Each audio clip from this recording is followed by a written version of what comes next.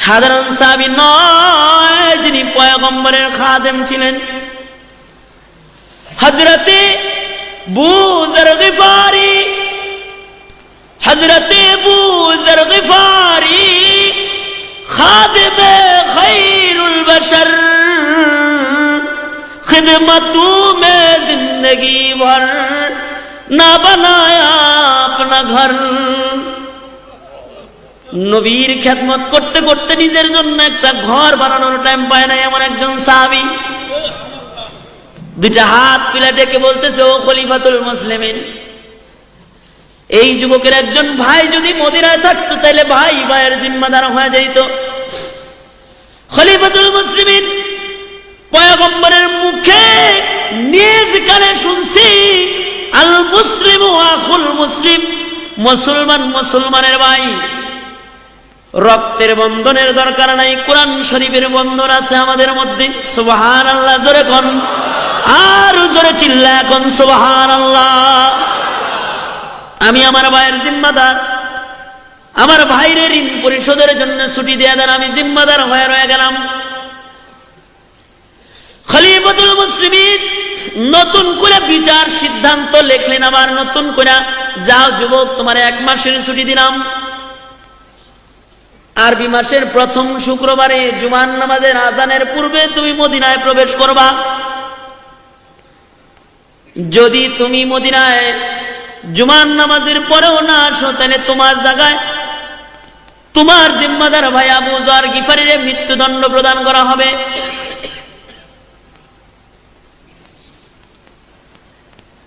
নওজোয়ান যুবক ঋণ পরিশোধের জন্য যাত্রা আরম্ভ করলো নিজের বাড়ির দিকে।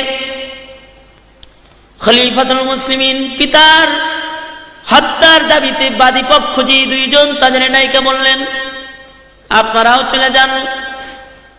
আরবি মাসের প্রথম শুক্রবারে জুমার নামাজ মদিনার পয়গম্বরের মসজিদে আপনারা পড়বেন। জুমার নামাজের পরে নওজোয়ান যুবক যদি ফেরত না আসে, তাহলে আবু যররে গলা কাইটা হইলেও আপনাদের বিচার আপনাদেরকে দেওয়া হবে। নওজোয়ান যুবক বাড়িতে চলে গেছে। বাড়িতে যা ঋণ পরিশোধ করার জন্য ইহুদির কাছে গেছে। ঋণ পরিশোধ করে নওজোয়ান যুবক বাড়িতে আইসা সুন্দর সুন্দর জামা কাপড় গুলা পরিধান করছে। দ্রুতগামী একটা ঘোড়ারে সুন্দর করে সাজাইছে, সজ্জিত হয়ে আতর গোলাপ মাইকা মার কাছে যায় বলে, মা গো, মা, ও মা, আমি তোমার সন্তান। মারে, তুমি তো চাও না তুমি হাসরের ময়দানে খুনি সন্তানের মা হয়ে দাঁড়াও। মাগো, জীবন ভর তুমি আমার সেবা করছো, মা, আমি তোমার কোনো সেবা যত্ন করতে পারি নাই। মা, বাড়ির থেকে যখনই বের হইছি তখনই আমি তোমার কাছ থেকে বিদায় নিয়ে বের হইছি, আবার আইছি। মা গো, আজকে একটা বিদায় নিবার চাই মা, এটা জিন্দেগির শেষ বিদায়। মা গো,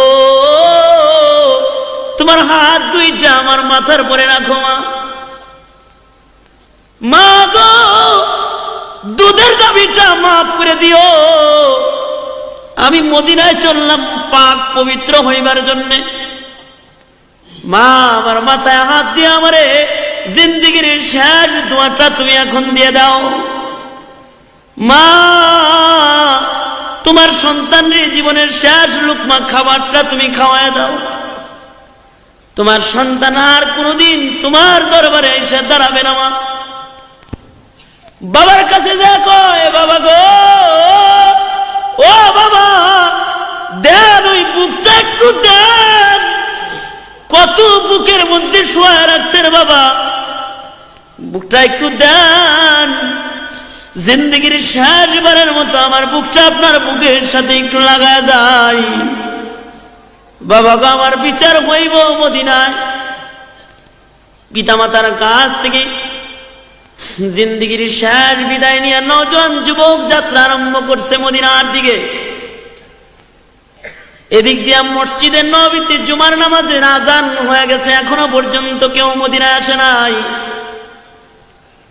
খলিফাতুল মুসলিমিন হযরত উমর পত্রবাহক পাঠিয়ে দিয়েছেন আবু যর গিফারির বাড়িতে।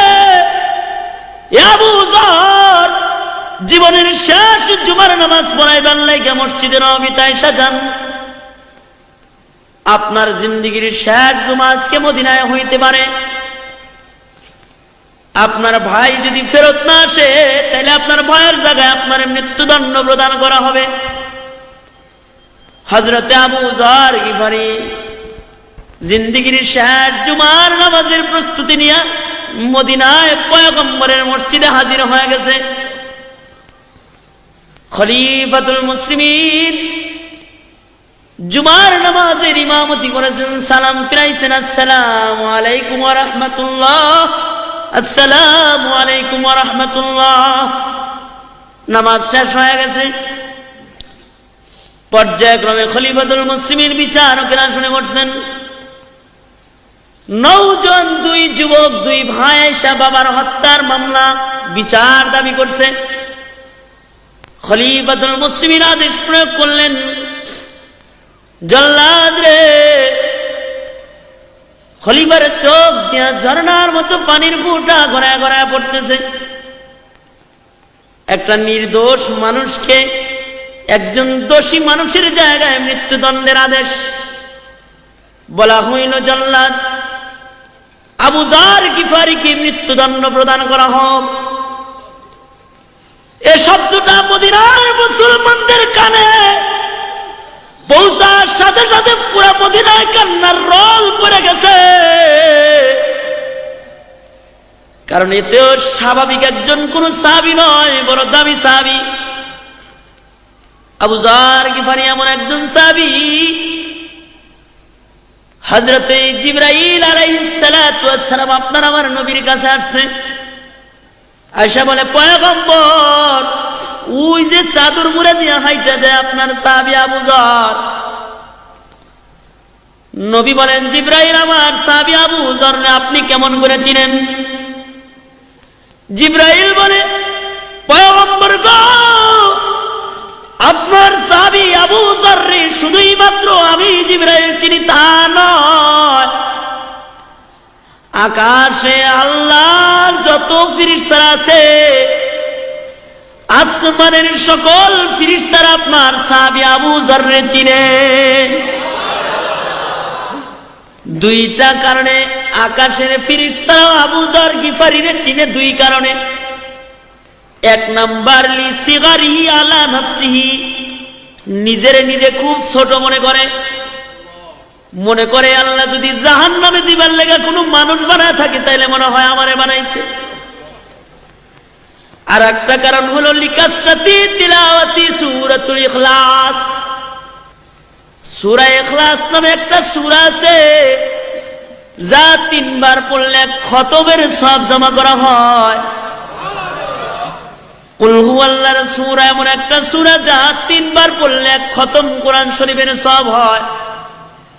আবু যর এই সূরাটা এত বেশি তেলাওয়াত করে যে তার আমলনামায় এত খতমের সওয়াব আছে যা অন্য কোন মানুষের আমলনামায় নাই। সুবহানাল্লাহ। জোরে মদিনার লোকেরা কান্দে, নির্দোষ একটা মানুষের জায়গায় এমন একজন বরকতি মানুষ মৃত্যুদণ্ড প্রদান করা হবে রে। মদিনার সবাই কাঁদতেছে, কিন্তু একজন হাসে। হযরত আবু যর গিফারি হাসতেছেন। লোকেরা বলে, আবু যর তুমি হাসো, কেন হাসো? আবু যর বলে, তোমরা কেন কাঁদো? কাঁদো না, আমি আমার নবীর শাফাত কিনতেছি, আজকে শাফাত খরিদ করতেছি আমার নবীর।